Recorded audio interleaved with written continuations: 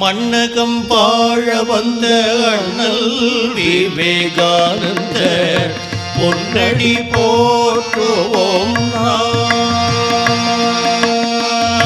கிண்ணரும் தவப்பயனாய் மண்ணுயிர் கழித்த வள்ளல் கிண்ணரும் தவப்பயனாய் மண்ணுயிர் கழித்த வள்ளல் நின்னரும் ராஜயோகி பொன்னடி போற்றுவோம் நாம் மன்னகம் வாழ வந்த அண்ணல் விவேகானந்தர் பொன்னடி போற்றுவோம் நாம் பரமஹம்ச தேவர் அருள்ஞான சேயவர் பரமஹம்ச தேவர் அருள்ஞான சேயவர் தருமமே வடிவாய் தோன்றிய தூயவர் தெருள் நிறையாதவர் தீனர்க்கு தாயவர் தெருள் நிறையாதவர் தீனர்க்கு தாயவர் பொருள் இது என காட்ட புதுநாடு போயவள் மன்னகம் வாழ வந்த அண்ணல் விவேகானந்தர் பொன்னடி போற்றுவோம்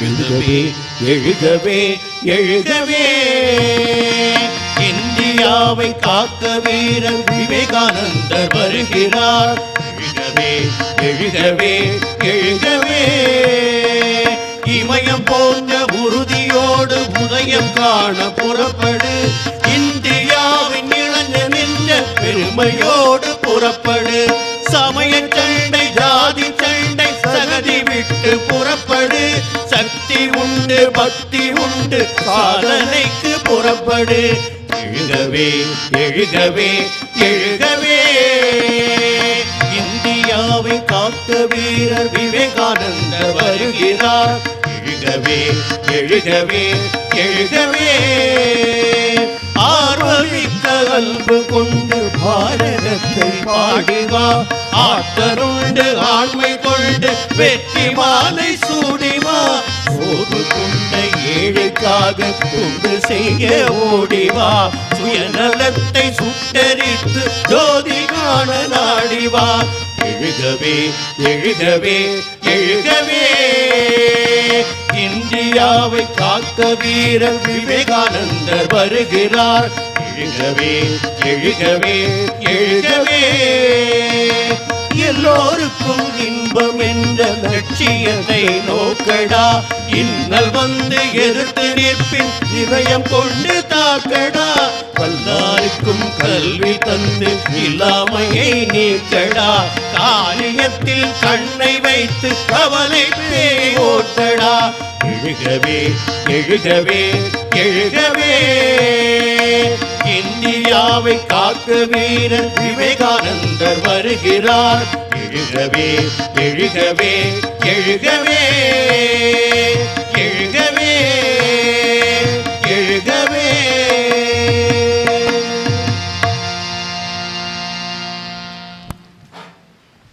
இறைவணக்கம் பாடிய நமது சர்மானா குழுவினருக்கு நமது நன்றிகள். அடுத்தபடியாக இந்த முகாம் துவக்க விழாவிற்கு சிறப்பு செய்து சிறப்பு விருந்தினராக வந்து சொற்பொழிவு ஆற்ற இருக்கிற சுவாமி வீரபத்ரானந்த்ஜி மகாராஜ் அவர்களையும் நமது ராமகிருஷ்ண மிஷன் வித்யாலயத்தினுடைய செயலர் சுவாமி கரிஸ்தானந்த்ஜி மகாராஜ் அவர்களையும் துணை செயலர் சுவாமி நிர்மலேசான்ஜி மகாராஜ் அவர்களையும் மற்றும் முகாமுக்கு வந்திருக்கக்கூடிய அங்கத்தினர்கள் சிலரையும் குத்துவிளக்கு ஏற்றி துவக்கி வைக்குமாறு அன்புடன் வேண்டி கேட்டுக்கொள்கிறோம்.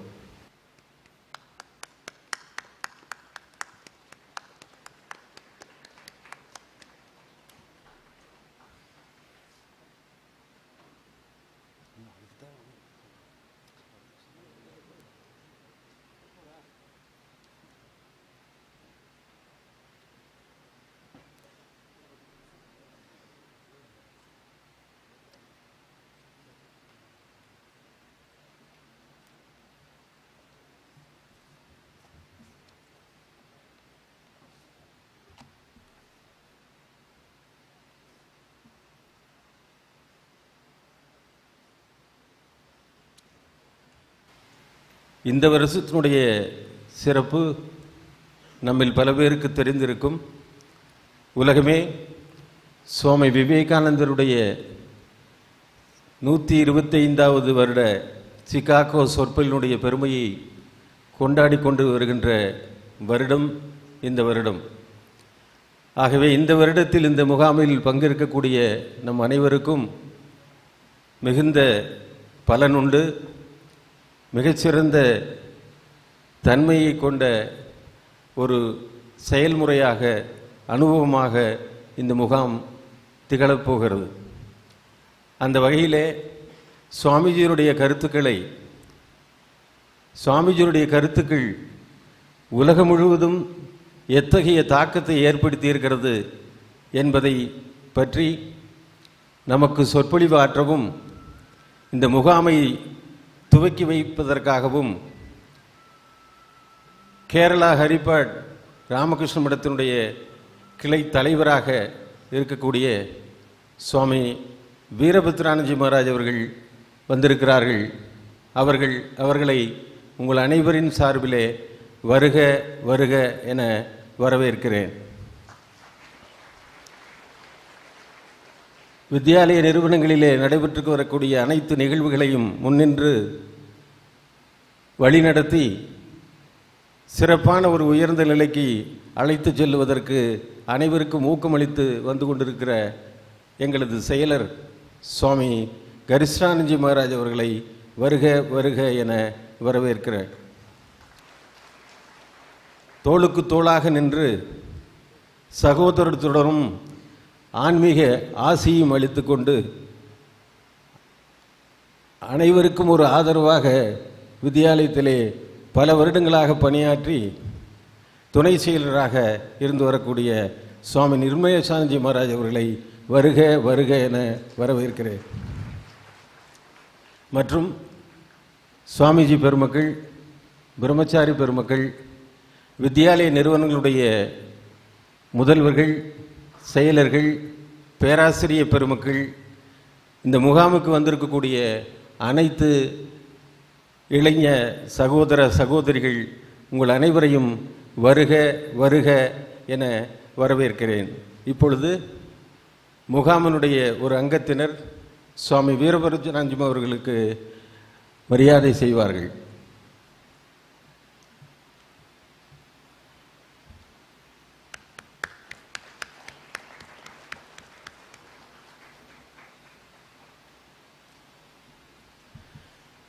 முகாமினுடைய முதல் நிகழ்வு தொடங்குகிறது. முதல் நிகழ்வாக நான் முன்பே குறிப்பிட்டது போல் உலக அளவிலே அனைத்து இளைஞர்கள் மத்தியிலும், ஏன் அனைத்து குடிமக்களிடத்திலும் பெரிய தாக்கத்தை சுவாமி விவேகானந்தருடைய சிகாகோ சொற்பொழிவுகள் ஏற்படுத்தியுள்ளன. அது எப்படி பார்க்கப்பட்டது, அதனுடைய ஆளுமை எந்த வகையிலே மக்களை ஈர்த்தது, அதனால் ஏற்பட்ட பெருமை உலகத்தில் எப்படிப்பட்ட சிந்தனைகளை தூண்டி இருக்கிறது, அது இந்தியாவை எப்படி முன்னேற்றி இருக்கிறது, இந்திய தலைவர்களை எப்படி வழிநடத்தி இருக்கிறது என்பதை பற்றிய விஷயங்களை நம்மிடம் பகிர்ந்து துவக்க விழா உரையாற்ற சுவாமி வீரபத்ரானந்தி மகாராஜ் அவர்களை வருக வருக என வரவேற்கிறேன். மகாராஜ். ஓம் நம ஸ்ரீ யதிராஜாய விவேகானந்த சூரயே சச்சித் சுகஸ்வரூபாய சுவாமினே தாபஹாரிணி.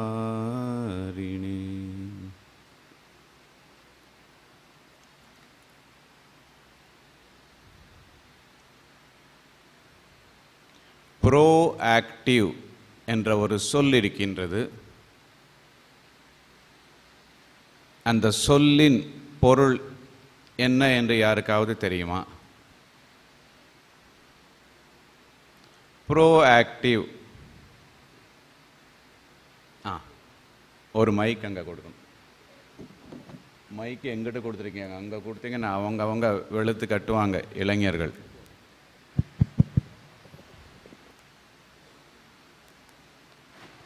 ஹைட்டா?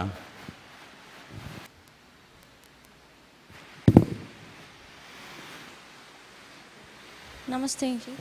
எதிர்வரக்கூடிய சிச்சுவேஷனை எதிர்பார்த்து அதுக்கு மைக் ஆன் பண்ணணும். எதிர்வரக்கூடிய சிச்சுவேஷனை எதிர்பார்த்து அதுக்கு ப்ரிப்பேர்டாக இருந்து அது முன்னாடியே தயாராக இருந்து செய்ய வேண்டியது. எத்தனையோ ஆண்டுகளுக்கு சரியான பதில், பாராட்டுதல்கள். மைக்கே பாராட்ட தெரிவிக்கிறது பாருங்க. பல ஆண்டுகளுக்கு பின் பேச வேண்டிய ஒரு தலைப்பை ப்ரோஆக்டிவ் ஆக இருந்து கொண்டு வித்யாலய தலைவர் இந்த முகாமிலேயே அந்த தலைப்பில் என்ன பேச சொல்லிவிட்டார். முதல்வர், இந்த வளாகத்தின் தலைவர் திரு கரிஷ்டானந்த சுவாமிஜி அவர்களுக்கும் கூடியிருக்கும் மற்ற துறவிகளுக்கும் என்னுடைய மனமார்ந்த வணக்கங்கள். சுவாமி விவேகானந்தர் மிகுந்த ஆர்வத்துடன், ஆவலுடன், ஆசையுடன் எதிர்பார்த்து காத்திருந்து இங்கே கூடியிருக்கும் இளைஞர்களுக்கு என்னுடைய வணக்கங்கள். அவர்கள் எங்களை எத்தனை எதிர்பார்த்தார் என்று எனக்கு தெரியவில்லை, இளைஞர்களை எதிர்பார்த்தார் விவேகானந்தர். ஒரு காலத்தில் நாங்களும் இளைஞர்களாக இருந்து இங்கு மடத்தில் வந்து சேர்ந்தோம். இப்பொழுது மரியாதைக்கு உரிய சீனியர் சிட்டிசனாக மாறிக்கொண்டிருக்கிறோம்.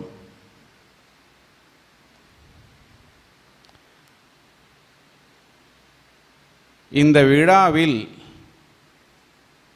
சுவாமி விவேகானந்தருடைய சொற்பொழிவின் தாக்கத்தை உங்களால் காண முடிகிறதா?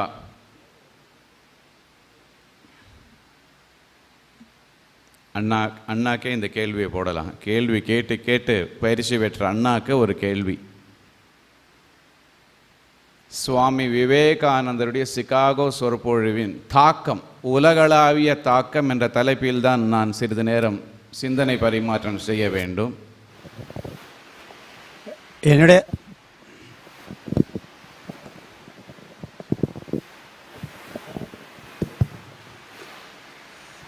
சாமிஜிக்கு நமஸ்காரம்.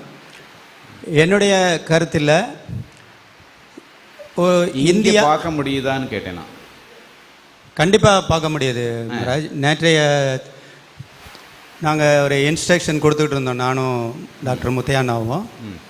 இந்த மாணவ மாணவிகள் மத்தியில் ஒரு எதிர்பார்ப்பு. சுவாமி விவேகானந்தர்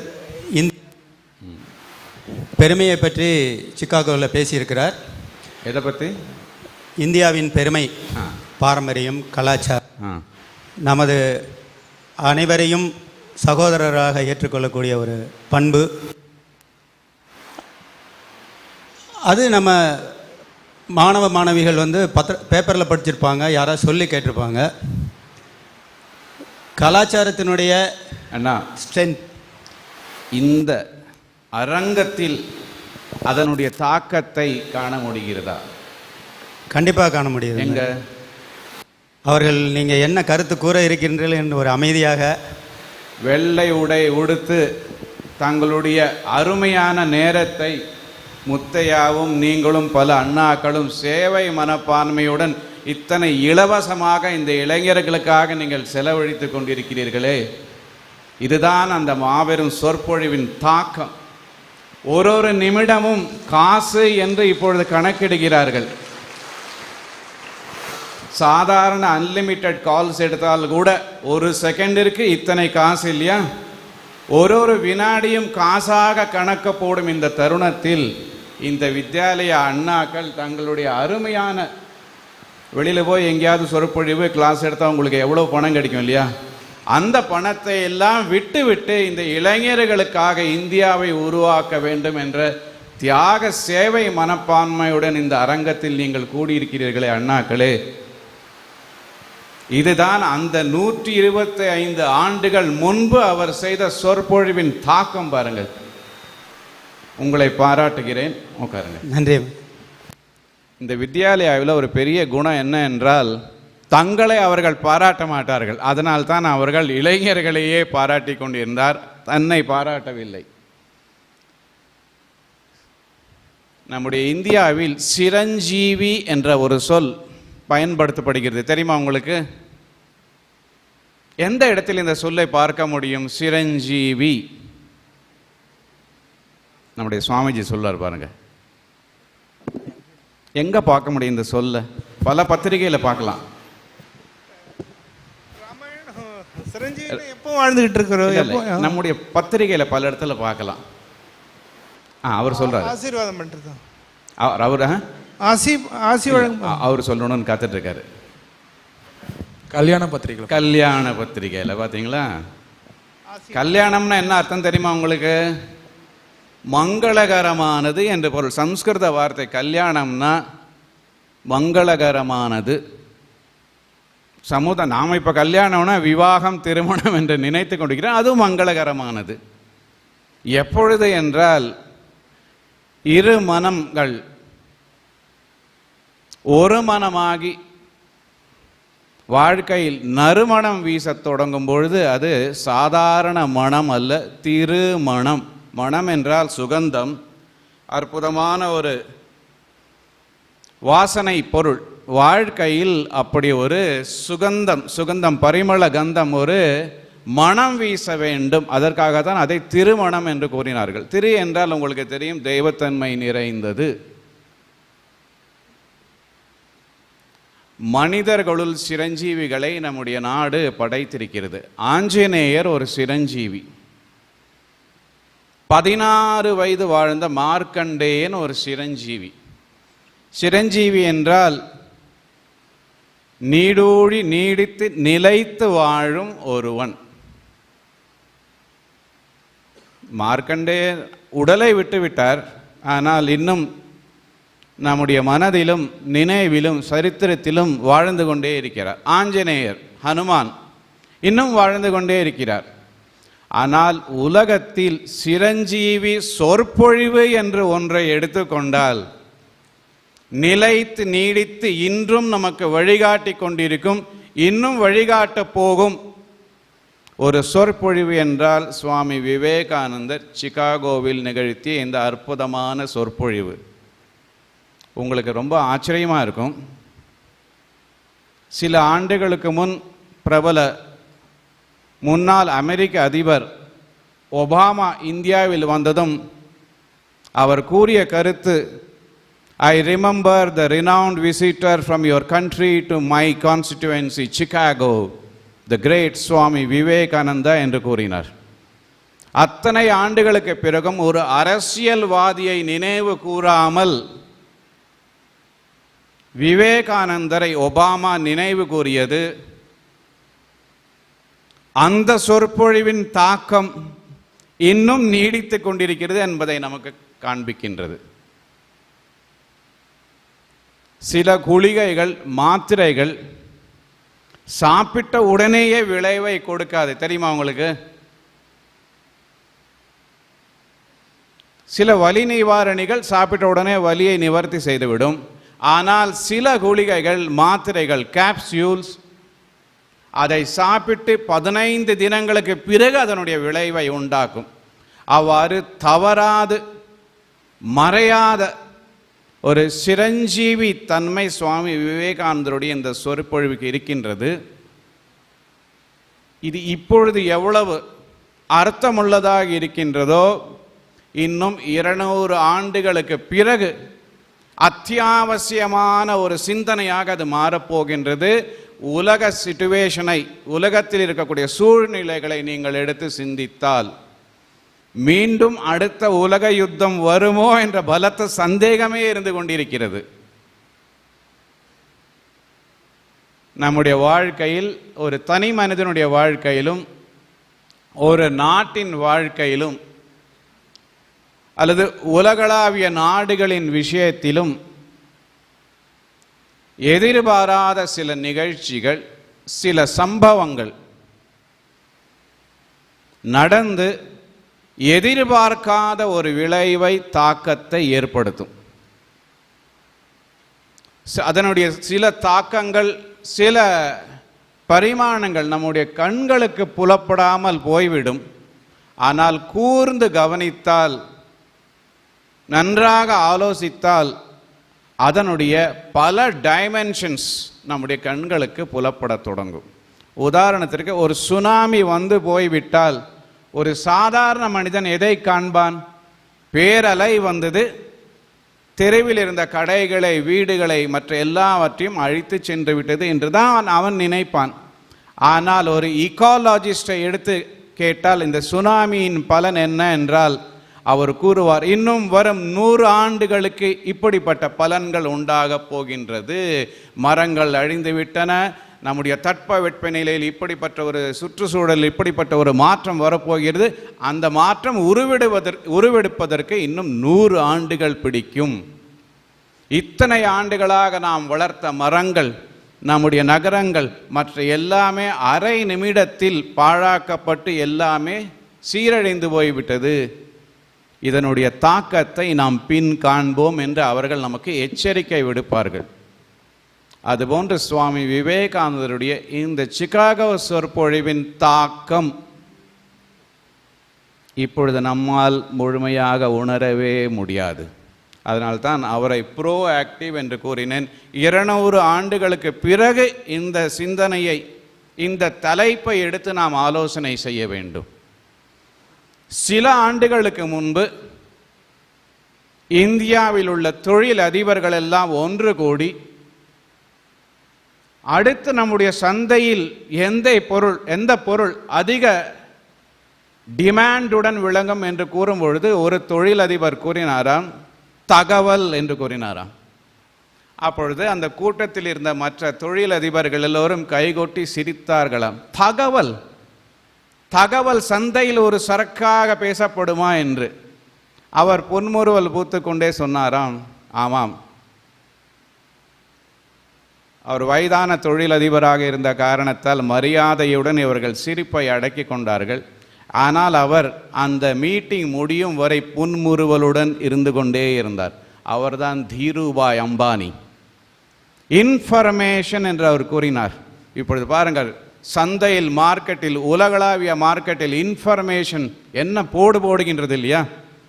இன்ஃபர்மேஷன் டெக்னாலஜி. அவ்வாறு வருமுன் காப்பான், பல ஆண்டுகளுக்கு முன் வரப்போகின்ற ஒன்றை சுவாமி விவேகானந்தர் அப்பொழுதே சொல்லிவிட்டார். அதுதான் தீர்க்கதரிசியின் ஒரு லட்சணம், ஒரு அடையாளம். தமிழில் 3 சொற்கள் இருக்கின்ற. ஒன்று, வரும்பொழுது காப்பான். ஆபத்து வந்தது, இப்ப என்ன செய்யணும்னு பதட்டப்பட்டு துடிப்பார்கள். மற்றவர்கள் வந்த பின் காப்பார்கள். அது வந்து போய்விட்டது, இனி அடுத்து இப்படிப்பட்ட ஒரு அசம்பாவிதம் நடந்தால் என்ன செய்ய வேண்டும்?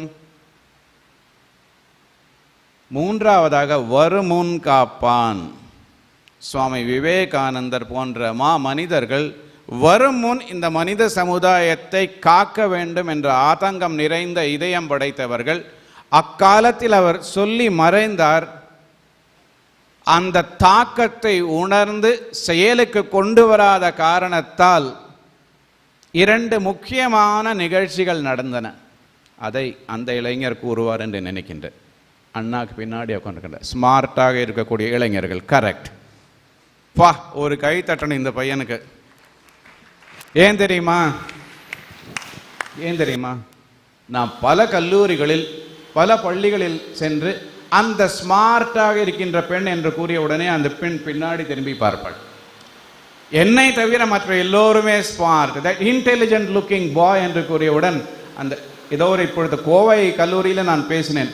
இன்டெலிஜென்ட் லுக்கிங் பாய் என்று கை காட்டிய உடனே அவன் பின்னால் திரும்பி நோக்கினான். நான் கேட்டேன், உன்னை தவிர மற்ற எல்லாருமே இன்டெலிஜென்ட் என்று ஏன் நினைக்கிறாய்? ஆனால் வித்யாலயாவில் உங்களுக்கு பாராட்டுதல். அந்த ஸ்மார்ட் பாய் என்று சொன்ன உடனே தன்னை ஸ்மார்ட் என்று ஏற்றுக்கொண்டு விட்டான்.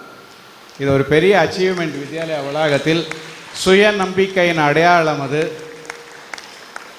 விவேகானந்தருடைய சிகாகோ சொற்பொழிவுக்கு பிறகு 2 மாபெரும் நிகழ்ச்சிகள் இந்த உலகத்தில் நடந்தன. என்ன தெரியுமா? தெரியாது ஐயோ. தெரியாது. என்னது?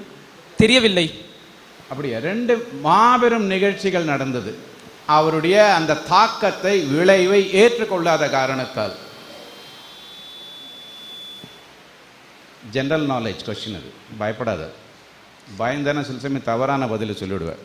பெங்கால் பார்ட்டிஷன் இந்து முஸ்லிம் உலகளாவிய மாபெரும் பெரிய விபத்து, 2 விபத்துன்னு சொல்லிடுறேன். இந்த இளைஞர் உன்னோட ரோல இந்த பச்சை ஷர்ட்,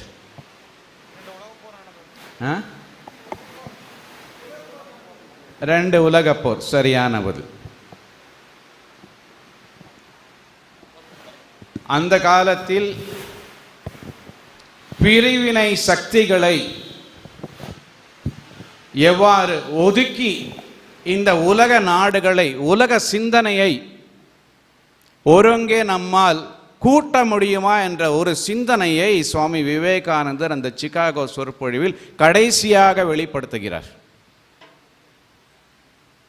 அற்புதமான சொற்களில் அவர் கூறுகிறார், hail Columbia, the motherland of liberty, it has been given to thee to stand at the vanguard of civilization.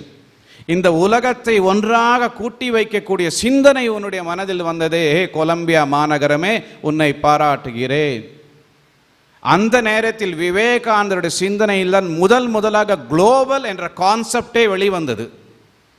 இப்பொழுது நாம் குளோபல் என்று பேசுகிறோம். அப்பொழுது ஒரு சொற்பொழிவில் அவர் கேட்கிறார், can Vedanta be a universal global religion?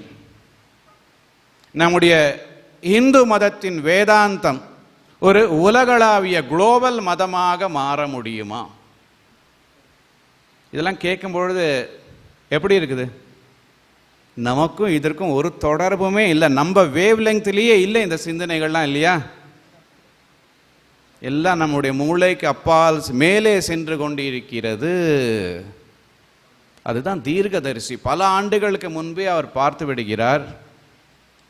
மற்றொரு இடத்தில் அவர் கூறுகிறார், இப்படிப்பட்ட பிரிவினைகள் சக்திகள் இல்லாமல் இருந்திருந்தால் மனித வர்க்கம் எவ்வளவு முன்னேறி போயிருக்கும். இரத்த வெள்ளத்தில் மீண்டும் மீண்டும் நாடுகளை மூழ்கடிக்காமல் இருந்திருந்தால் இந்த மனித சமுதாயம் எவ்வளவு முன்னேற்றம் அடைந்திருக்கும் என்று அப்பொழுது பேசுகிறார். அப்படி என்றால் நாம் 1000 ஆண்டுகளுக்கு முன்னால் சென்று கொண்டிருக்கக்கூடிய அந்த முன்னேற்ற பயணத்தை இந்த 2 மகா யுத்தங்கள் முழுமையாக நிர்மூலமாக வேரோடு பிடுங்கி தள்ளிவிட்டது. எவ்வளவு முன்னேறி இருப்போம் நாம. அந்த முன்னேற்றத்தை, அந்த வளர்ச்சி பயணத்தை இந்த பிரிவினை சக்திகள், அது உலகளாவிய விஷயத்தில் மட்டுமல்ல, நம்முடைய நாட்டிலும் இருக்கிறது. இந்த இந்திய மக்கள் இப்போ நாட்டில் பாருங்க, எங்கே பார்த்தாலும் தலித் பிரச்சனை, ஜாதி பிரச்சனை, அந்த பிரச்சனை, இந்த பிரச்சனை. ஆனால் பள்ளிக்கூடத்தில் படிக்கும் பொழுது ஒற்றுமையே வலிமை என்று உறக்க ஆசிரியரும் கத்துவார். நீங்களாம் கத்திருக்கீங்க இல்லையா? Unity strength. ஆனால் செயலில் வரும்பொழுது நம்மால் ஒன்றாக சேர முடியவில்லை. இந்தியா மற்றும் ஒன்றாக இணைந்தால், மதத்தின் பெயரில் இந்தியாவில் நாம் பிரிந்து கிடக்கிறோம், ஜாதியின் பெயரில் பிரிந்து கிடக்கிறோம். பெரிய பெரிய பேச்சுகள், சொற்பொழிவுகள், இது பட்டிமன்றங்கள் நடத்தலாம். ஆனால் செயல் என்று வரும்பொழுது நம்முடைய சிந்தனைக்கும் செயலுக்கும் எவ்வளவு பெரிய பலத்த இடைவெளி இருக்கின்றது, இல்லையா? இருக்கா இல்லையா? சிந்திப்பது ஒன்று, சொல்வது ஒன்று, செய்வது வேறேதோ ஒன்று. இந்த இந்தியா இணைந்து விட்டால் உலகங்கள் அஞ்சி நடுங்கும் ஒரு நிலை ஏற்படும். அவ்வளவு வேகமாக நம்முடைய நாடு முன்னேறிவிடும். விவேகானந்தர் இன்னும் ஒருபடி மேலே சென்று அவர் கூறுகிறார், இந்து மதமும் இஸ்லாமும் ஒன்றாக இணைந்தால். கற்பனை செய்ய முடிகின்றதா மாணவர்களே? ஒருவேளை இந்த எஜெண்டா உங்களுக்காக அவர் விட்டு சென்று விட்டாரோ என்று கூட நான் நினைக்கிறேன். வருங்காலத்தில் அவர் கூறுகிறார், இந்தியாவையும் இந்து மதத்தையும் இஸ்லாமியத்தையும் ஒன்றாக இணைத்தால் கற்பனை செய்ய முடியாத மாபெரும் சக்தி இந்திய நாட்டில் உருவெடுக்கும். சூரியனுக்கு கீழே இந்திய சக்தியை அடக்க யாராலுமே முடியாது என்று அவர் கூறுகிறார். பிறகு அவர் கூறுகிறார், இது அவருடைய ஒரு சீடருடைய தெய்வீக காட்சியில் கண்ட ஒரு பார்வை. இது சுவாமி விவேகானந்தர் இஸ்லாமிய நாடுகளில் வருகிறார். பெரிய பலத்த உருவம் அவருக்கு. தலையில் சங்கிலி இருக்கிறது, இடுப்பிலும் சங்கிலி, கையில் அந்த ஒரு சிம்டாவை வைத்துக் கொண்டிருக்கிறார். சிம்டா என்றால் அந்த காலத்தில் அடுப்பில் கறியை எடுக்கிறதுக்கு ஒன்று உபயோகிப்பாங்க. என்ன சொல்லுவாங்க தமிழில்? டாங், ஃபயர் டாங் என்று சொல்லுவார்கள். தன்னுடைய தலையில் இருக்கக்கூடிய சங்கிலியில் தாளம் போட்டுக்கொண்டே பாடிக்கொண்டு வருகிறார். பின்னால் 4 நாய்கள் வந்து கொண்டிருக்கின்றன. அவருடைய சீடர் அந்த தெய்வீக காட்சியில் அவரிடம் கேட்கிறார், நரேன், இது என்ன புது வேஷத்தில் நீ வந்து கொண்டிருக்கிறாய்? இப்பொழுது விவேகானந்தர் சிரித்து கொண்டே கூறுகிறார், நான் அடுத்து இஸ்லாமிய நாடுகளில் துறவியாக வரப்போகிறேன். அங்கே இந்து மதத்தின் ஒருங்கிணைக்கும், பாருங்க, இந்து மதத்தோட வேதாந்த தத்துவம் எல்லாவற்றையுமே ஒருங்கிணைக்கின்றது. அதனுடைய மூல தத்துவம் என்ன என்றால் வேற்றுமைகளில் ஒற்றுமை. நம்முடைய எல்லார் வாழ்க்கையிலும் வேற்றுமையை நம்மால் காண முடியும். அந்த வேற்றுமையின் நடுவே ஒற்றுமை இருக்கின்றது. யார் அந்த ஒற்றுமையை காண்கிறானோ அவனே உண்மையை காண்கிறான். ஒரு சிறிய விளக்கம், உங்கள் கழுத்தில் செயின் இருக்கு, காதில் தோடு இருக்கு, கையில் மோதிரம் இருக்கு இல்லையா, இருக்கா இல்லையா? பார்ப்பதற்கு அது வேற்றுமையாக வேறு வேறு பெயருடன் விளங்கினாலும் இந்த தோடு, சங்கிலி, வளையல் எல்லாம் நெருப்பில் போட்டால் என்னாகும்?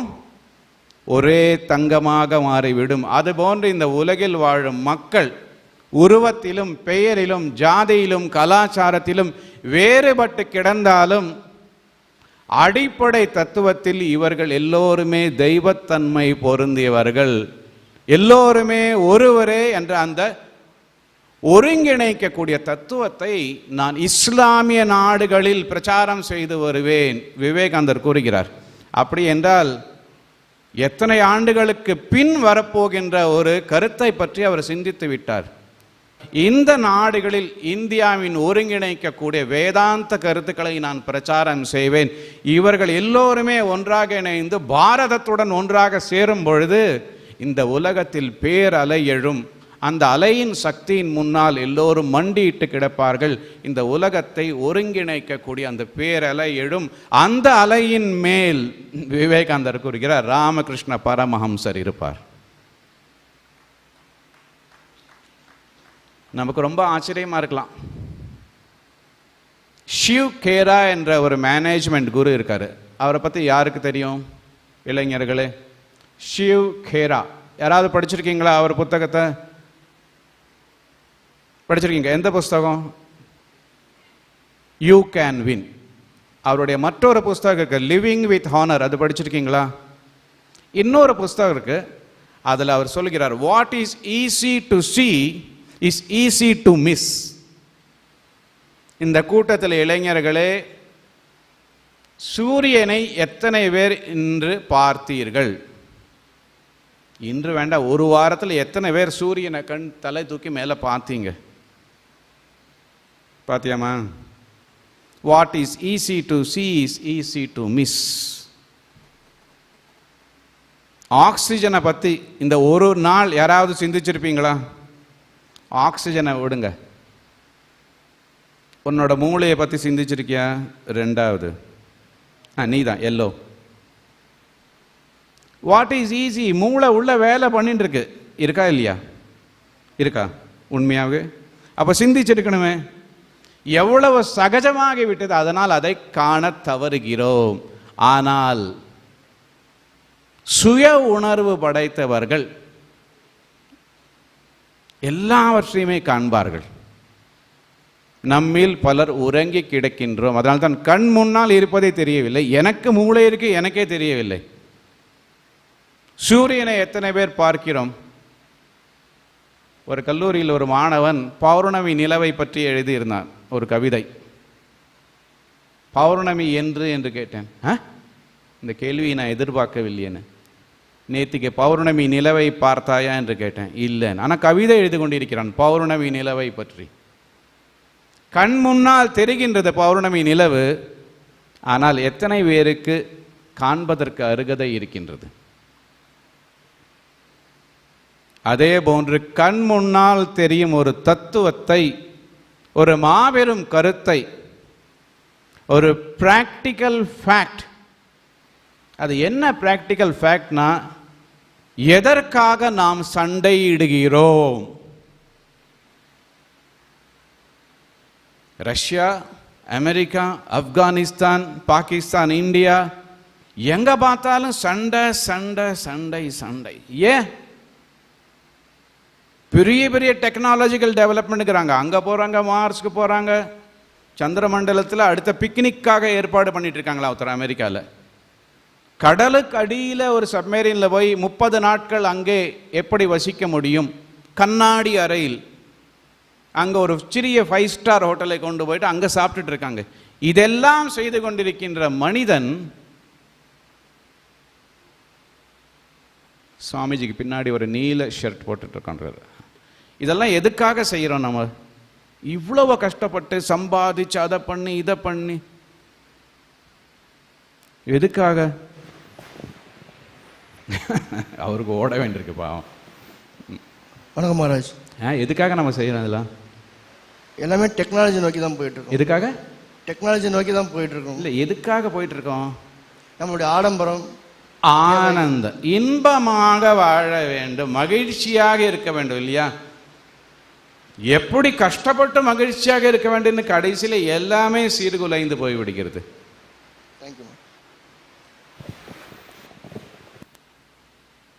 மனிதன் இன்பமாக வாழ வேண்டும், இந்த ஒரே ஒரு கருத்தில் தான் இந்து மதம் இயங்கி கொண்டிருக்கிறது. அதை சரியாக செயல்படுத்தினால் இந்து மதத்தின் ஒரே ஒரு குறிக்கோள் இன்பமாக, இன்பம் என்றால் ஆனந்தமாக. அது கடைசியில் நமக்கு முக்தி என்ற பெயரில் அவர்கள் அதை வீடு பேறு என்ற பெயரில் அவர்கள் அழைக்கின்றார்கள். How can I be free and enjoy my life? அது ஆன்மீக வாழ்க்கையில் முக்தி. பொருளாதார தினசரி வாழ்க்கையில் எப்படி நான் சுதந்திரமாக இருந்து வாழ முடியும்? இந்த உலகத்தின் இன்பங்களை இன்னும் அதிகமாக எப்படி நான் அனுபவிக்க முடியும்? அதற்கு ஒரே ஒரு கருத்து தேவை, ஒருங்கிணைய வேண்டும். பாருங்க, சாதாரண ஒரு விஷயம், பாகிஸ்தான் கர்த்தார்பூர் இல்லையா, அங்க அடிக்கல் நட்டாங்க, அதுக்குள்ள ஏகப்பட்ட சண்டை. பாருங்க, குருநானக் பிறந்த இடம். பாகிஸ்தானுக்கு எவ்வளவு நன்மை, டூரிசம் மூலமாகவே லட்சக்கணக்கில் பணம் சம்பாதிக்க முடியும் பாகிஸ்தான் இல்லையா? ஆனால் அதுக்குள்ள அவரை கொண்டு சித்துவை கொண்டு வந்து இதை கொண்டு வந்து எல்லாத்தையும் போட்டு குட்டி ஒரு குழப்பி எந்த உத்தேசத்துக்காக குறிக்கோளுக்காக நாம் அந்த செயலை தொடங்குகிறோமோ அதை பூரணமாக நாசமாக்கிவிட்டு எல்லோரும் துன்பத்தில் மூழ்குகிறோம். இந்த அடிப்படையில் தான் சுவாமி விவேகானந்தர் சிகாகோ மாநகரில் உதயமாகின்றார். அந்த நேரத்தில் அவருடைய மனதில் இருந்த ஒரே ஒரு குறிக்கோள், பாரதத்தை விழித்தெழச் செய்ய வேண்டும். ஏனென்றால் இந்த உலக நாடுகளில் எல்லோரும் இன்புற்றிருக்க வேண்டும் என்ற கருத்தை கொண்ட ஒரே ஒரு மதம் என்ன என்றால் நம்முடைய இந்து மதம், இந்து சமயம். இந்த ஒரே ஒரு மதத்தில் தான் வசுதைவ குடும்பகம் சர்வே ஜனா சுகினோ பவந்து. என்னுடைய பேச்சை கேட்பதற்கு ஒரு ஈ கூட என் தலையில் சுற்றி கொண்டே இருக்கிறது. ஒரு ஈ வந்து சுற்றிட்டே இருக்கிறீங்க, அதுக்கு கூட அவ்வளோ ஆர்வம் இருக்கு. உலக மக்கள் எல்லோருமே இன்புற்று வாழ வேண்டும். எப்படிப்பட்ட ஒரு அற்புதமான ஒரு விசால இதயத்தின் ஒரு காட்சியை இது நமக்கு கொடுக்கின்றது. எல்லோரும் இன்புற்றிருக்க வேண்டும் என்றால் என்ன அடையாளம்? நான் எவ்வளவு பரந்த மனம் படைத்தவனாக இருக்க வேண்டும். எனக்கு இதயத்திலே ஏழ்மை, வறுமை இருந்தால் என்னுடைய சோகத்தில் மட்டும் நான் மூழ்காமல் மற்றவர்களையும் எப்படி சோகத்தில் மூழ்கடிக்க வேண்டும் என்றே சிந்தனை செய்து கொண்டிருப்பேன். இந்திய கலாச்சாரம், இந்திய பண்பாடு, இந்திய நாட்டின் வளர்ச்சி எவ்வளவு உயர்ந்து இருந்தது என்றால் மற்றவனுடைய சுகத்தில், இன்பத்தில் நாம் சுகம் காண முடியும் என்ற அந்த ஒரு வாழ்க்கை பார்வையை நமக்கு அவர்கள் அளிக்கின்றார்கள். மற்ற மதங்களில் தங்களுடைய ஒரே ஒரு மதம்தான் சரி, மற்ற மதம் எல்லாம் தவறு என்று பிடிவாதமாக அவர்கள் நிரூபித்துக் கொண்டிருக்கும் தருணத்தில் இந்த சிகாகோ சர்வ மகா சபை இதை ஏற்பாடு செய்கிறார்கள். அந்த காலத்தில் கிறிஸ்துவ மதத்தின் ஆதிக்கம் உலகம் முழுவதிலும் இருந்தது. ஆங்கிலேய சாம்ராஜ்யத்தின் மூலமாக சூரியன் அஸ்தமிக்காத ஒரு நாடு என்று கூறிய பிரிட்டன், யுனைடெட் கிங்டம், அங்கே ஒரு பெரிய சர்ச் இருந்து கொண்டிருந்தது. இப்பொழுதும் இருக்கின்றது. இப்பொழுது எப்படி வேட்டிக்கன் சர்ச் என்று கூறுகிறோமே, உலகத்தின் மீது ஆதிக்கம் செலுத்துகின்றதோ, அந்த வேட்டிக்கன் தான் இப்பொழுது உலகத்தின் மீது ஆதிக்கம் செலுத்திக் கொண்டிருக்கிறது மறைமுகமாக. இங்கிலாந்து அப்பொழுது உலகத்தில் தன்னுடைய ஆதிக்கத்தை செலுத்திக் கொண்டிருக்கும் பொழுது கேன்டர்பரி என்ற இடத்தில் இருக்கக்கூடிய ஒரு சர்ச் இந்த விஷயத்தை கேட்கணும். கேன்டர்பரி என்ற இடத்தில் இருக்கக்கூடிய ஒரு சர்ச் இந்த சர்வமத மகாசபையை கூட்ட அவர்கள் தீர்மானிக்கும் பொழுது பல சர்ச் அதிகாரிகளுடைய சிந்தனைகளை, ஆலோசனைகளை அவர்கள் கேட்டார்கள். அப்பொழுது இந்த தலைமை வகிக்கக்கூடிய கேன்டர்பரி சர்ச்சுடைய ஆர்ச் பிஷப் அவர் கூறினாரா, எதற்காக இந்த சர்வமத மகாசபை? எல்லா மதங்களையும் ஒப்பிட்டு பார்க்க வேண்டிய ஒரு வாய்ப்பா? அவர் கூறுகிறாரா, என்ன சி, கிறிஸ்துவ மதம் எவ்வளவு உயர்ந்த மதம், மற்ற மதங்கள் எவ்வளவு தாழ்ந்த மதங்கள், ஒப்பிட்டு பார்க்கும் இந்த கேவலமான எண்ணம் எந்த பாவியின் மனதில் உதித்தது? அந்த புஸ்தகத்தை நான் கொண்டு வர மறந்துட்டேன். இந்த ஆர்ச் பிஷப் இப்படியே கேட்டாரா, இவ்வளவு சிறந்த உயர்ந்த கிறிஸ்துவ மதத்தை மற்ற மதங்களுடன் ஒப்பிட்டு ஆலோசனை செய்து நாம் படிக்க வேண்டிய இந்த சிந்தனை யாருடைய மனதில் வந்தது? தங்கத்தையும் இரும்பையும் யாரும் ஒப்பிட்டு பார்க்க மாட்டார்கள். அத்துடன் அந்த ஆர்ச் பிஷப் ஆஃப் கேன்டர்பரி அந்த சிகாகோ பார்லிமெண்ட் ஆஃப் ரிலிஜனில் பங்கெடுக்கவே இல்லை. அவர் அந்த பார்லிமெண்ட்டும் கிறிஸ்துவ மதம்தான் இந்த உலகத்திலேயே தலை சிறந்தது என்று மற்ற மதங்களுக்கு நிரூபிப்பதற்காகத்தான் ஏற்படுத்தப்பட்டது அது. ஆனால் அவர்களுடைய துரதிருஷ்டம், அடிமை நாட்டு இந்தியாவில் இருந்த போன ஒரே ஒரு மனிதன் அந்த மகாசபையை ஒரு உலுக்குகிறார் பாருங்கள்.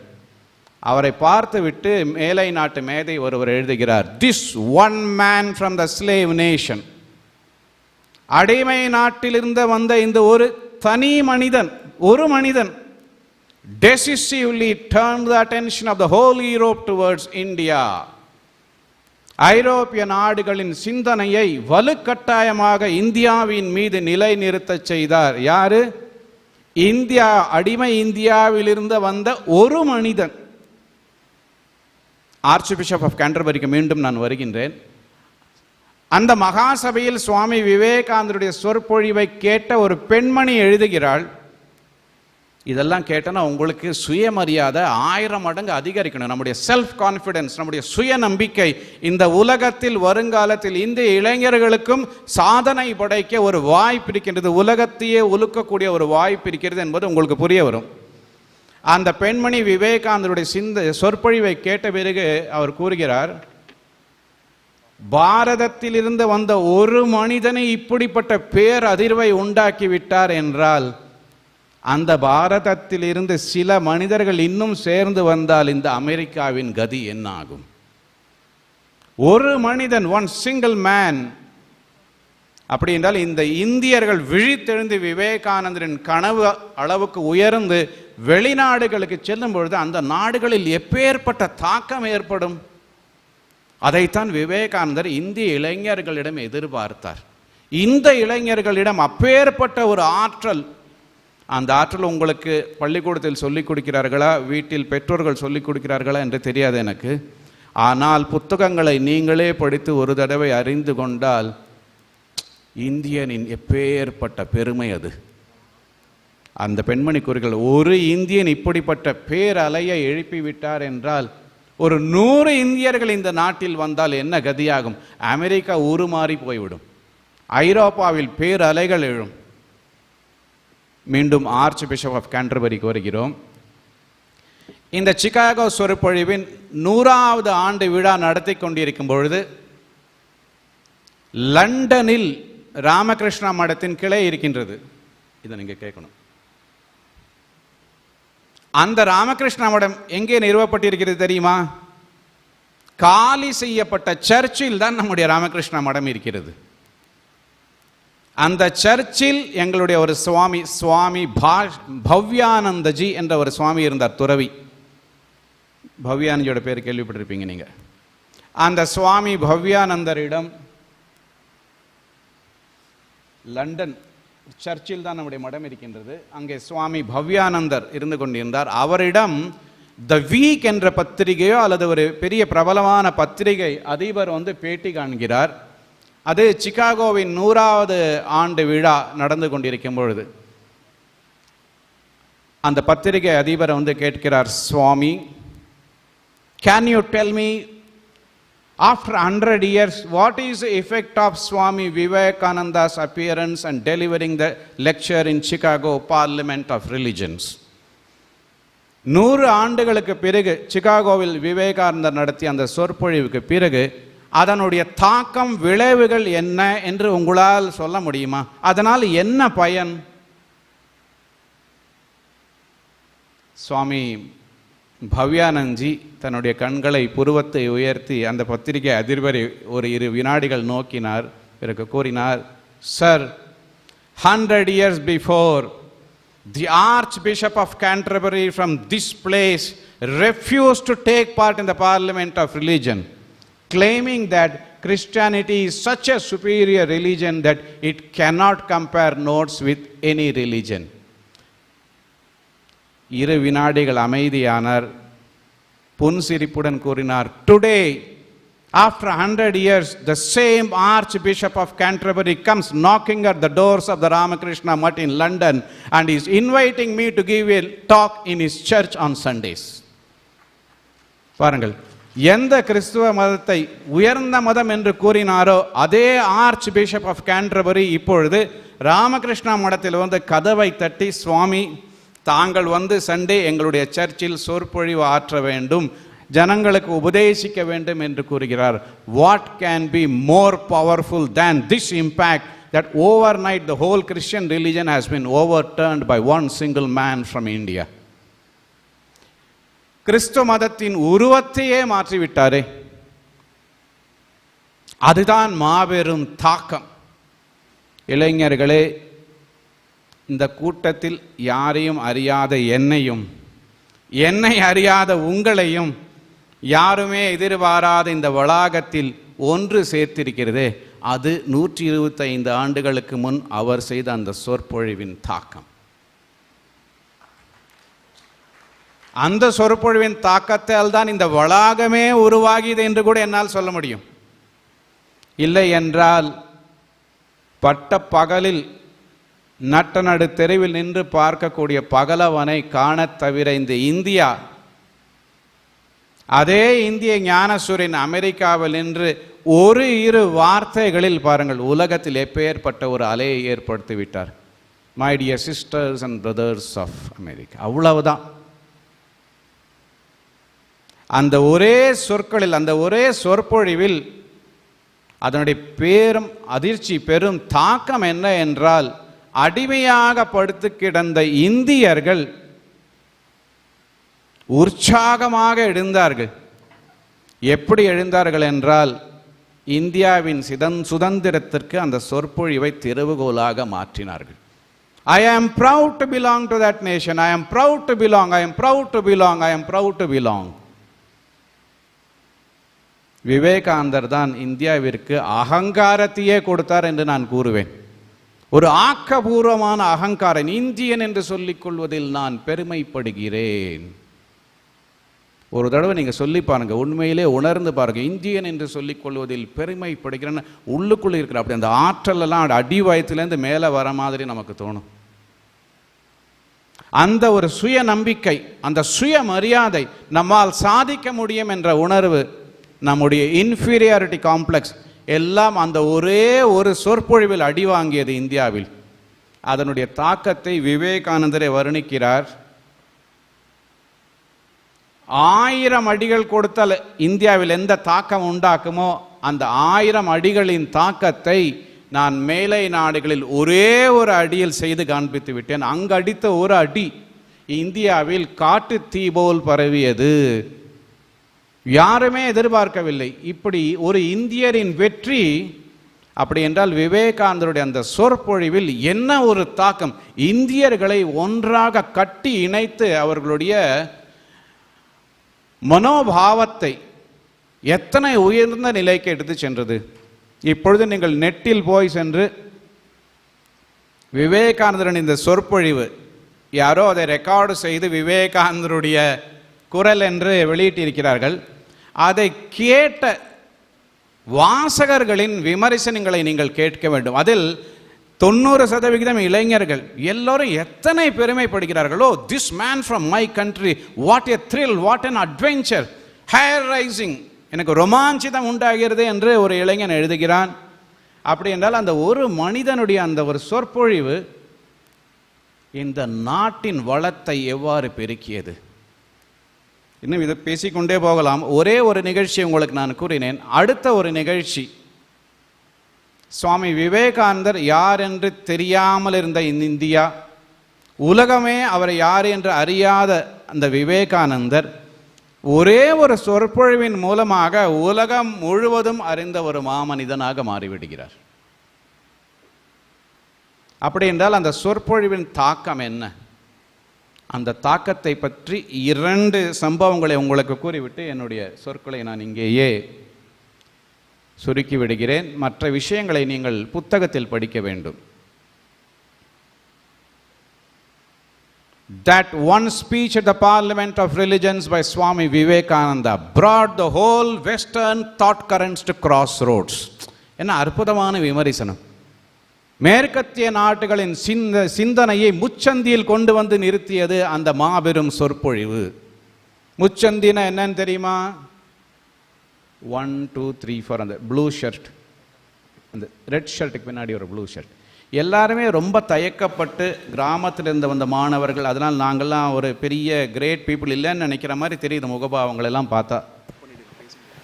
எல்லாருமே எக்ஸலண்ட் ஸ்டூடெண்ட்ஸ், இல்லைன்னா இங்கே ஏன் வந்திருப்பீங்க? முச்சந்தினா என்னன்னு தெரியுமா? இந்த சுவாமிஜியோட பின்னாடி இருக்கிற நம்முடைய இங்கே சுவாமிஜி இருக்கார் பாருங்க, அவரோட 4வது ப்ளூ ஷர்ட், அமைதியாக கேட்டுக்கொண்டு இருக்கும் ஒரு நல்ல மாணவர். முச்சந்தினா என்னது? கிராஸ் ரோட்ஸ்னு பேர். தெரியலங்க ஐயா. தெரியலங்க ஐயா. முச்சந்தி தெரியாதா? Crossroads. ஆனால் பாராட்டணும், எவ்வளோ தைரியமாக மனம் திறந்து தெரியாதுன்னு சொல்லிட்டான் இந்த மாணவி. கிராஸ் ரோட்ஸ்னு என்னன்னு தெரியுமா? முச்சந்தி.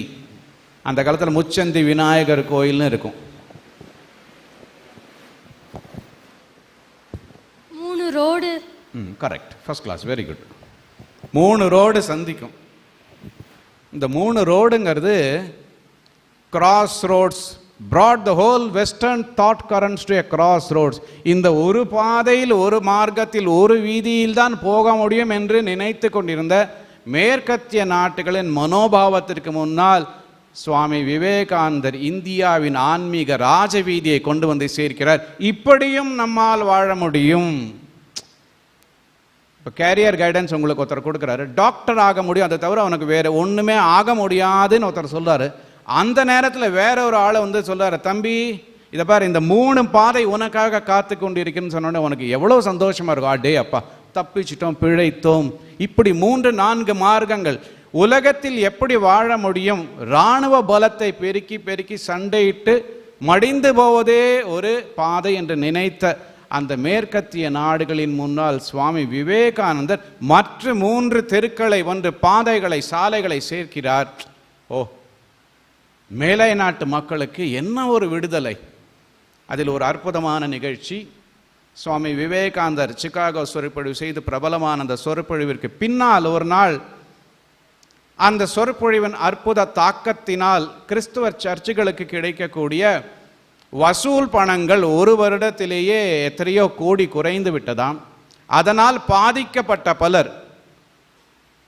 அதில் ஒரு பாதிரியார் சுவாமி விவேகானந்தர் பேசுவதற்கு முன் பேசி மேடையில் நடந்து கொண்டே இருந்தாராம். அதை பற்றி அவர் எழுதுகிறார்கள், 300 பவுண்டு எடையுள்ள அந்த பாதிரியார் அரங்கத்தையே பிளந்து விட்டார். நாம் எல்லாம் பாவிகள், கிறிஸ்துவ மதத்தில் பாவத்தை பற்றி கூறப்பட்டிருக்கிறது, கர்த்தர் ஒருவர் தான் நம்மை காப்பாற்றுவார் என்று மிகவும் உரக்க பேசி பேசி அங்கு இருக்கக்கூடிய சுற்றுச்சூழலையே பயங்கரமாக மாற்றிவிட்டாராம். எல்லோரையும் பாவி பாவி, நீ ஒரு பாவி என்று சொன்னால் உனக்கு எப்படி இருக்கும் இல்லையா? குற்றம் செய்த மனிதனையே சவுத் ஆப்பிரிக்காவில் ஒரு ட்ரைப் இருக்கிறதாம், மலைவாழ் மக்கள். குற்றம் செய்து அந்த குற்ற உணர்ச்சியில் வாடிக்கொண்டிருக்கும் அந்த மனிதன் சில நாட்கள் தனியாக துவண்டு கிடப்பானாம். இந்த சவுத் ஆப்பிரிக்கா அந்த மலைவாழ் மக்கள் இதை கண்டு வருத்தப்பட்டு அந்த மனிதனை தோளில் தூக்கி கொண்டு வந்து ஒரு தனி இடத்தில் வைப்பார்களாம். அவனை சுற்றி 50 பேர்கள் நிற்பார்களாம். என்ன அற்புதமான வேலை 2 ஆண்டுகளுக்கு முன்பு நீ செய்தாய் தெரியுமா?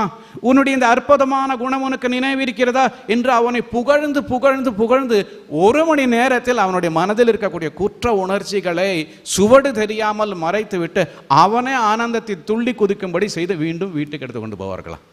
இது எப்படி ஒரு அணுகுமுறை இல்லையா? Positive mentality. அடுத்தது பாவி, நீ பாவி, நீ பாவி என்று சொல்லும் பொழுது அந்த மனிதன் உண்மையிலேயே பாவியாகி பாவச் செயல்களிலே ஈடுபடுகிறான். இவருடைய சொற்பொழிவு முடிந்ததும் அந்த அரங்கத்தில் தட்பவெட்ப நிலை, டெம்பரேச்சர் பயங்கரமாக ஏறியதான். அடுத்ததாக கூட்டம் கலையத் தொடங்கும் முன்பு அந்த கூட்டத்தின் தலைவர் சொன்னாராம், இப்பொழுது சுவாமி விவேகானந்தர் பேச போகிறார். அது 2-3 நாட்களாக அவர்கள் செய்து கொண்டிருந்த ஒரு அதிசயம்.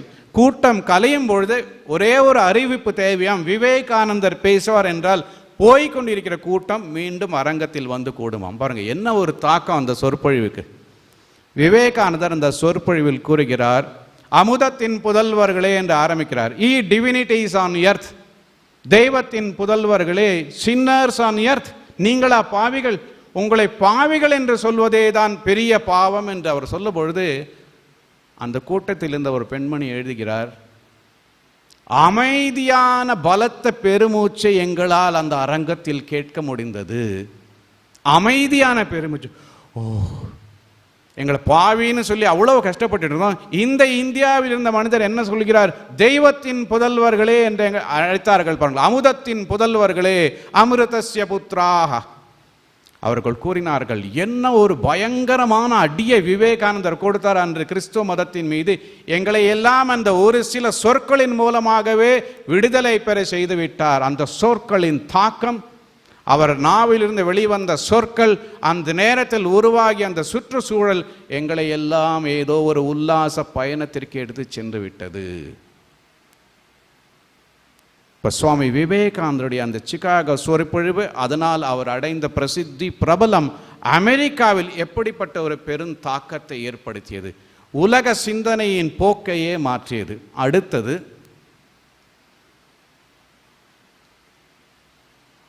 அந்த சொற்பொழிவின் மூலமாக அவர் பிரசித்தி அடைந்த விவரத்தை கேட்டு அந்த சொற்பொழிவு விவேகானந்தருடைய புத்தகங்களை ஒரு நாட்டு அதிபர் படிக்கிறார். படித்த பிறகு அவர் எழுதுகிறார், சுவாமி விவேகானந்தருடைய அந்த சொற்பொழிவின் சிந்தனையின் தாக்கத்தை இதில் நம்மால் காண முடியும். Vivekananda, oh what a name, என்ன அற்புதமான முதல் வரிகள் பாருங்கள். விவேகானந்தா, ஆஹா என்ன அற்புதமான பெயர் அது. It was Vivekananda who dot me how to love my country. இந்தியர் அல்லது. After reading Vivekananda I came to know how to serve my countrymen better.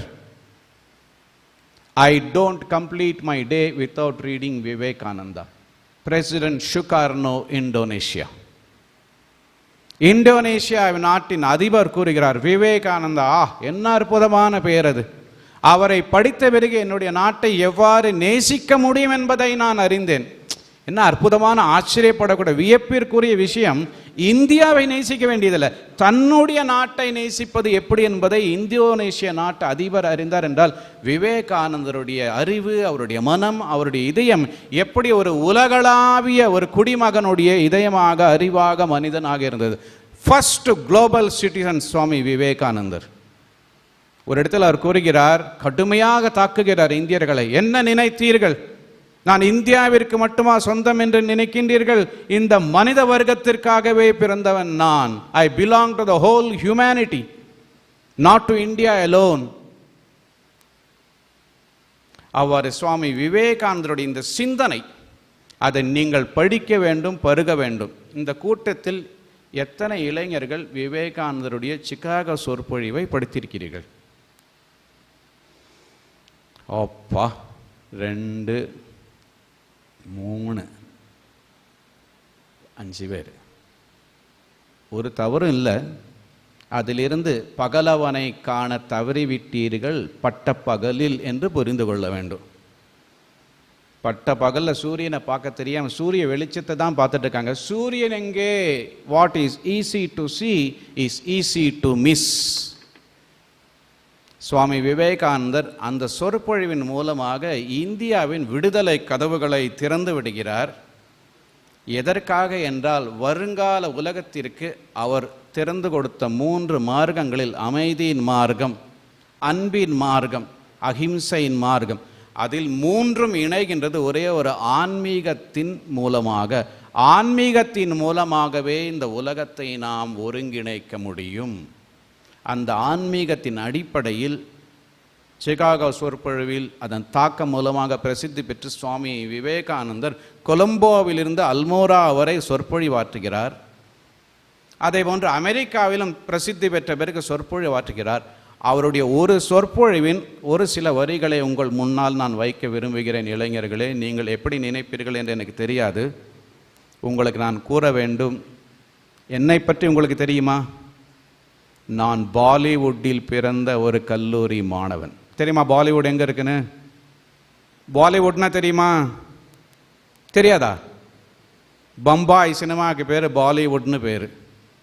அங்கே கல்லூரியில் படித்து துறவியாகும் வரை தினமும் சாயங்காலம் அப்பாவுக்கு அம்மாவுக்கு காலை தொட்டு நமஸ்காரம் பண்ணியிருந்தேன். அப்படிப்பட்ட சினிமா நகரத்தில் பிறந்த நானும் அந்த கலாச்சாரத்தை விடாது பிடித்து கொண்டிருந்தேன் என்றால் உங்களால் தமிழ்நாட்டு மண்ணை எடுத்து பிழிந்தால் இந்த ஆன்மீகம் சாராய் பொழியும். வெகு சுலபமாக இந்த ஆன்மீகத்தை நீங்கள் பின்பற்றலாம். அங்கே ஒரு இடத்தில் அவர் கூறுகிறார், what the world needs today.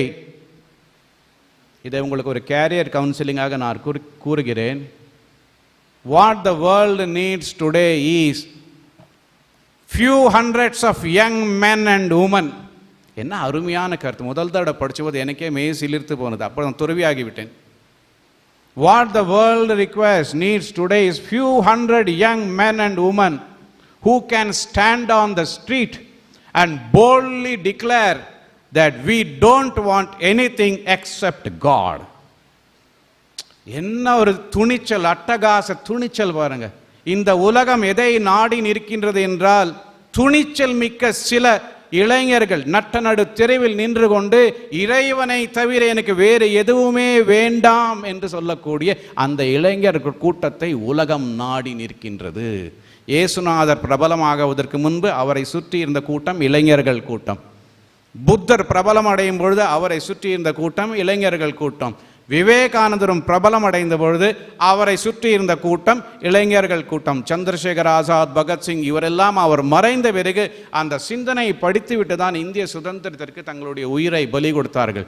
இளைஞர்களே, விவேகானந்தர் கூறுகிறார், உங்களுடைய நாயகன் இறைவனை தவிர எங்களுக்கு வேறு ஒன்றுமே வேண்டாம் என்று நட்ட நடு தெருவில் நின்று உங்களால் சொல்ல முடியும் என்ற நிலைக்கு நீங்கள் வர வேண்டாம். அந்த நிலைக்கு வரும்பொழுது இப்படிப்பட்ட துறவிகளை நீங்கள் காண முடியும்.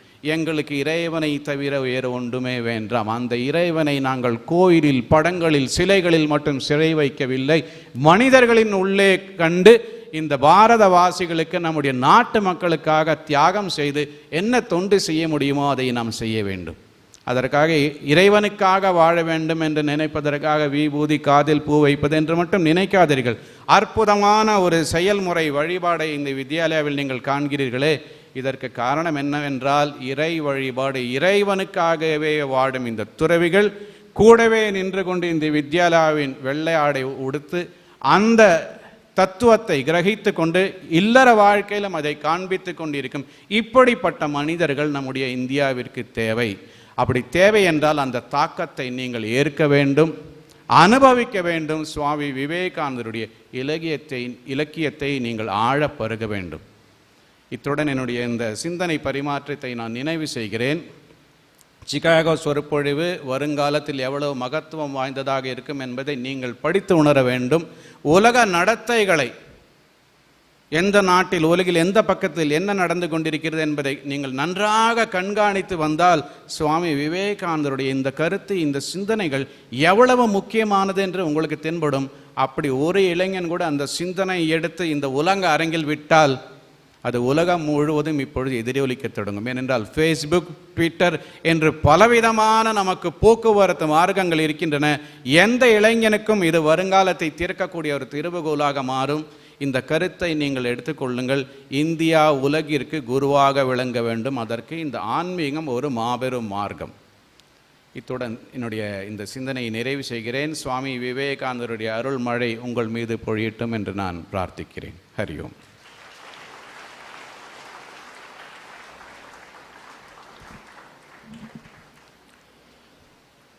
விவேகானந்தரனுடைய சிகாகோ சொற்பொழிவுகள் எத்தகைய தாக்கத்தை உலக மக்களிடையே ஏற்படுத்தியது. பிற மதங்களை ஏற்றுக்கொள்ளுதல், பிற மதங்களை வெறுக்காமல் இருத்தல், சகிப்புத்தன்மையை வளர்த்தல், எல்லா மதங்களும் உண்மைதான் என்பதை அறிந்து கொள்ளுதல், அதை உணர்தல், அத்தகைய செயல்முறை தாக்கம் பல தலைவர்களையும் அந்த தாக்கத்திற்கு ஆட்படுத்தி அவர்களிடம் பல மாற்றத்தை ஏற்படுத்தி இருக்கிறது என்று மிகச்சிறந்த சொற்பொழிவை ஆற்றி நமக்கெல்லாம் ஆசியளித்த சுவாமி வீரபத்ரானந்தி மகாராஜ் அவர்களுக்கு நமது அனைவரின் சார்பிலே மனமார்ந்த நன்றியினை தெரிவித்துக் கொள்கிறோம். அவருக்கு ஒரு நினைவு பரிசு அளிப்பதற்காக நமது வித்தியாலயத்தினுடைய செயலர் சுவாமி கரிசானந்தி மகாராஜ் அவர்களை அன்புடன் வேண்டி கேட்டுக்கொள்கிறோம்.